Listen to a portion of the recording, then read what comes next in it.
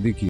रिया ने दे दी है कबीर के हक में गवाही। जी हाँ दोस्तों, अगले एपिसोड में आपको देखने को मिलेगा कि कैसे जो है जज जो पूछते हैं रिया से कि क्या वो कबीर ज़बरदस्ती उसे अपने साथ रख रहा है या वो अपनी मर्ज़ी से रहती है।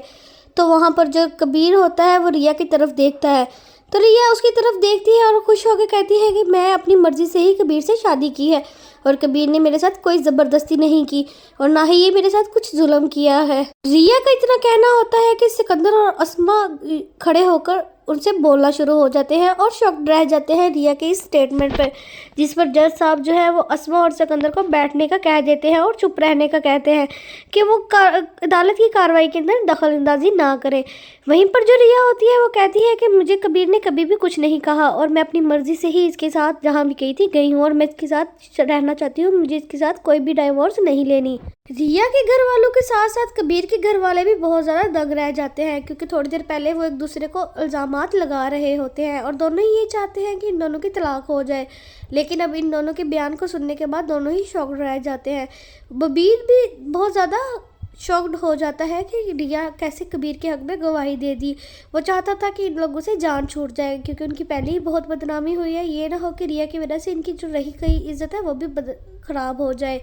रिया के इस स्टेटमेंट के बाद जो अस्मा और सिकंदर होते हैं वो अदालत से गुस्से से निकल के वापस घर आ जाते हैं और घर आके सिकंदर अस्मा से बहुत ज़्यादा गुस्से में बात करता है और उसे कहता है कि ये सब कुछ तुम्हारी वजह से हुआ है, हमारी सारी इज्जत खाक में मिल गई।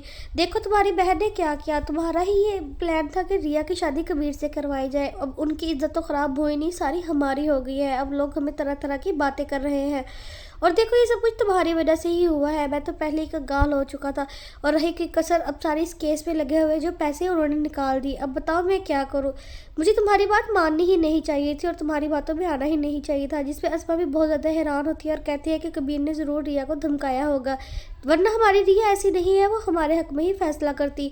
तो कबीर जो होता तो सिकंदर कहता है कि नहीं, रिया कौन सा छोटी सी बच्ची है जो कबीर उसे डराएगा और वो डर जाएगी। वहीं जो कबीर होता है वो रिया को लेकर घर पहुंच जाता है, तो मीना जो होती है उसे बहुत ज़्यादा दुख होता है, क्योंकि वो तो कबीर से शादी करना चाहती थी और वो चाहती थी कि रिया इसकी ज़िंदगी से निकल जाए ताकि मैं शादी करूं कबीर से। और दूसरी तरफ वफ़ा भी बहुत ज़्यादा परेशान हो जाती है, वो इन दोनों को अलग करने का प्लान बना रही होती है, जब को चौपट हो जाता है। इन दोनों की वजह से मुबीन भी दूसरी शादी करेगा और बेचारी वफ़ा है वो अलग हो जाएगी, उसे अपना ही खौफ आना शुरू हो जाता है। ऐसे ही नई अपडेट्स के लिए हमारे चैनल को सब्सक्राइब करके, आपको हमारी वीडियो अच्छी लगी है तो हमें कमेंट करके लाजमी बताएं।